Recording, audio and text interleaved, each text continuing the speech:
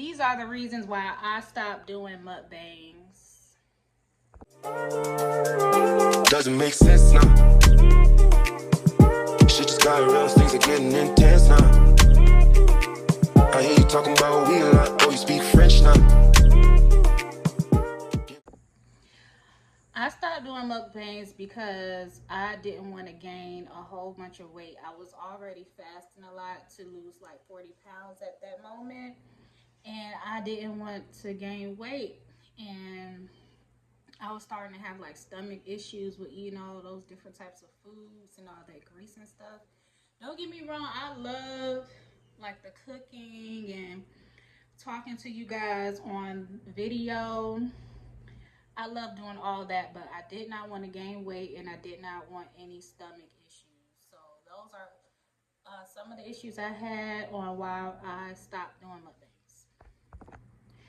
And after a while, I got kind of burnt out on making the videos, which I feel like I gave up too soon, but I couldn't do it. It was too much eating, and I just couldn't, and it was starting to stress me out when I didn't do a video. I was just over it, and it started to get boring too. Like, I didn't want to do it no more. I had no energy to do any of it no more. And with all the negative feedback that surrounded by doing mukbangs, I didn't get a lot of negative feedback, but a lot of people did. And I think that's some of the pressure that I was going through too. Like, some people will, say, oh, why aren't you eating all your food? Oh, you're gonna waste it, and all this different stuff. It took a lot of time, a lot of effort to do the mukbang videos. Yeah, it was very time consuming. Like I'm saying, you had to cook the food, make sure the food is hot. I mean, piping hot, on video, because that's what the people like to see.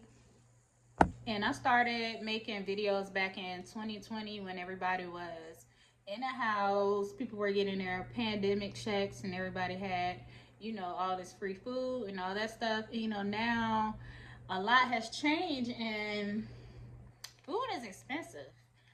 I have to worry about feeding a household instead of doing like a mukbang, seafood mukbangs.